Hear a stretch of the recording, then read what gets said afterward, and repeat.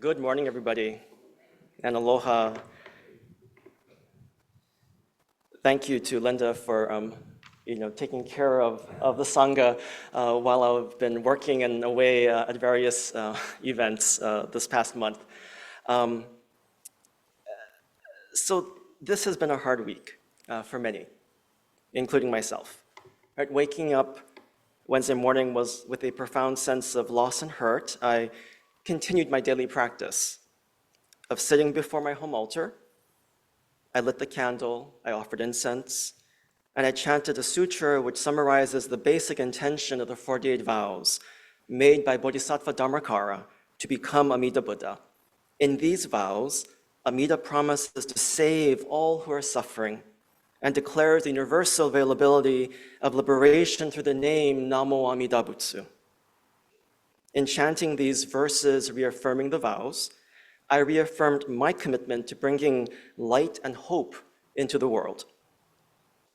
This is why we chanted this sutra today, to remind ourselves of Amida's vows of compassion, which liberates unconditionally, and how Amida's vows are also our vows, our highest aspiration in life. Embodying the living vows of the bodhisattva each day is the Buddhist path of peace and harmony. The many beings are numberless. I vow to save them. Greed, hatred, and ignorance rise endlessly. I vow to abandon them. Dharma gates are countless. I vow to wake to them. Buddha's way is unsurpassed. I vow to embody it fully.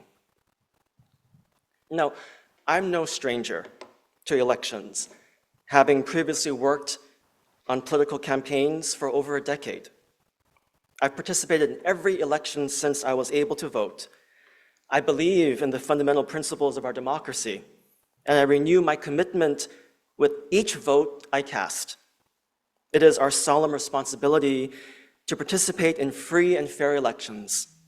For me, voting is an expression of my faith and an affirmation of my values as an American. Voting is my aspiration for a brighter future that turns the page from division, anger, and fear to one of unity, love, and hope. We, the people, are greater than any one individual, and together we can transform our world. But it all starts by exercising the right to vote. Over the years, I've been on both winning and losing sides of an election. This is our system of government, and I honor this process of competing ideas and values for the hearts and minds of our fellow citizens. Everyone has the right to celebrate and to grieve after an election. We should always offer respect and grace in both winning and losing. However, this election feels different, and there seems to be a rejection of the values I hold sacred. I'm heartbroken because kindness, generosity, loving your neighbor, acceptance, empathy, equality, fairness, and truth somehow doesn't seem to matter as much these days. Although we've seen a steady erosion of these values in this and in recent elections, we are a nation in disagreement of what those values mean. We find ourselves bitterly divided and consumed by the fires of greed, hatred, and ignorance. As Shinran Shonin writes in the hymns of the Dharma ages, ignorance and blind passions abound, pervading everywhere like innumerable particles of dust. Desire and hatred arising out of conflict and accord are like high peaks and mountain ridges. Despite being written 800 years ago, these words continue to shed light on the stark reality of the human condition, in which we cause suffering for self and others, our responsibility. It often feels as if we're living in vastly different worlds from each other. This clash of perspectives and values has led to the dehumanization of those we disagree with. The pain and hurt we continue to inflict upon each other results in mutual harm. In our attachment to winning and being right at all costs, we have lost the sight of our shared humanity. Despite our differences, We share one community, one nation, and one world. We are one human family, and our lives are inextricably bound together. Our democratic principles of equality, freedom, and civic engagement should be more deliberately integrated into our society and everyday lives. If Americans worked together to strengthen these basic principles and attitudes and beliefs that support them, a healthier democracy and national community can be created. In his article, The 5 Habits to Heal the Heart of Democracy, educator and activist Parker Palmer explores the attitudes and the efforts he thinks are needed within individuals and communities to strengthen democracy. Palmer suggests that together we must value our differences, draw inspiration and greater understanding from our contradictions, honor the voice and the will of the individual, and celebrate the power of community building in order to restore our democratic society. Palmer begins his article by quoting Terry Tempest Williams, who said, "The human heart is the first home of democracy. It is where we embrace our questions. Can we be equitable?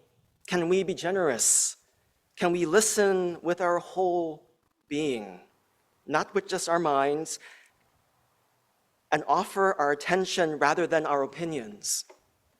And do we have enough resolve in our hearts to act courageously, relentlessly, without giving up ever, trusting our fellow citizens to join us in our determined pursuit of a living democracy? It is within our hearts that democracy lives and thrives." What he suggests is that democracy is a way of being and engaging in the world and is founded upon what he describes as habits of the heart. The Dharma is also a way of being and engaging in the world because it lives and thrives within our own heart. We are all living the life of a bodhisattva, one who aspires to Buddhahood and who willingly sacrifices our own awakening for the sake of others. A bodhisattva's service to their community is motivated by a deep faith in the 3 treasures of Buddha, Dharma, and Sangha. In the article, Palmer references the French intellectual Alexis de Tocqueville, who visited America in the 1830s, who predicted that democracy's future would depend heavily on the habits of the heart, its citizens developed, and on the health of the local venues in which the heart gets formed or deformed. Families, neighborhoods, classrooms, congregations, voluntary associations, workplaces, and the various places of public life where the company of strangers gathers. These habits and the places where they are shaped form the invisible infrastructure of American democracy on which the quality of our political life depends. Doesn't it seem like the troubles we are currently facing stem from our neglect of this social, heart-centered work? We need to reinvest in building relationships with each other, to remember our interdependent lives, that we are all connected in order to solve our many problems. No one person can solve all the world's problems, but each of us together, working together, can solve our problems. It is in the spirit of rebuilding connections Palmer offers these 5 habits to heal the heart of democracy. First is an understanding that we are all in this together. We are interdependent. That's the first truth that the Buddha teaches of interdependence, of mutuality, of connection. 2, an appreciation for the value of otherness. We live in tribes, which often brings to mind us and them. However, us and them does not mean us versus them. Hospitality for the stranger. What does the stranger have to teach me? There are creative possibilities in our differences. 3, an ability to hold tension in life-giving ways. We should allow contradictions and tensions to expand our hearts, not to close them. We can expand our understanding of self and the world, enhancing our lives and the lives of others. We are imperfect and broken beings who inhabit an imperfect and broken world. The genius of the human heart lies in its capacity to use these tensions to generate insight, energy, and new life. 4, a sense of personal voice and agency. Insight and energy gives rise to new life as we speak out and act out our own version of truth, while checking and correcting it against the truth of others. But many of us lack the confidence in our voices and in our power to make a difference. We can always make a difference, each and every one of us in our own ways. That is the power of living in this country. That is the power of being a human being. We have the power to choose, the power to act, the power to love, and to care for others. And 5, the capacity to create community. Without a community, it is nearly impossible to achieve voice. It takes a village to raise a Rosa Parks, a John Lewis, a Martin Luther King. Without a community, it is nearly impossible to exercise the power of one in a way that allows power to multiply. It took a village to translate Rosa Parks' act of personal integrity into social change. The steady companionship of 2 or 3 kindred spirits can help us to find the courage we need to speak and to act as citizens. Here are many ways to plant and to cultivate the seeds of community in our personal and local lives. We must all become gardeners, tenders of community, if we want democracy to flourish. The motto, E pluribus unum, can be found on the Great Seal of the United States. And it means, out of many, one. And originated from the concept that out of the union of the original 13 colonies emerged a new single nation. Out of many, one also signifies the beautiful patchwork quilt that is American society. It recognizes there is a diversity of race, religion, creed, sexual orientation, and gender identity, political affiliation, abilities, and a multitude of other identities, which together ennoble and strengthen our community. This diversity is the foundation of America, where our differences are respected and celebrated, realizing that we share more in common than we know, that we share a common destiny as Americans. We should honor our disagreements with mutual respect and goodwill. If we approach conflict with an open heart and mind, we can discover greater understanding and creative solutions to our many problems within that tension. The revered patron of Buddhism in Japan, Shotoku Taishi, whose image is in our altar here on this side wall, offers guidance for dealing with conflict. And he says, "Let us cease from wrath and refrain from angry looks, nor let us be resentful when others differ from us. For all beings have hearts, and each heart has its own leanings. Their right is our wrong, and our right is their wrong. We are not unquestionably sages, nor are there unquestionably fools. We are both simply ordinary beings." Prince Shotoku reminds us of our fundamental truth of how our very existence lies within our relationship with others. When we deeply reflect on who and what we are, we come to realize our profound connection and mutual dependence on all things. This is Shakyamuni Buddha's teaching of interdependence. and what he viewed as the proper relationship between self and others.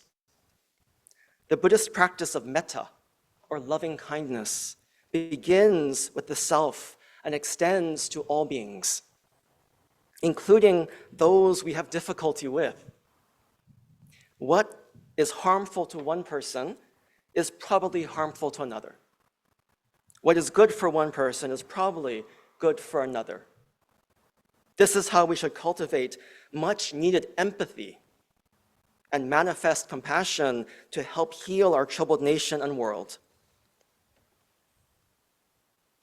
Several years ago, I read an article which described how America has an empathy problem, that we lack empathy, or we've lost the capacity to have empathy for each other.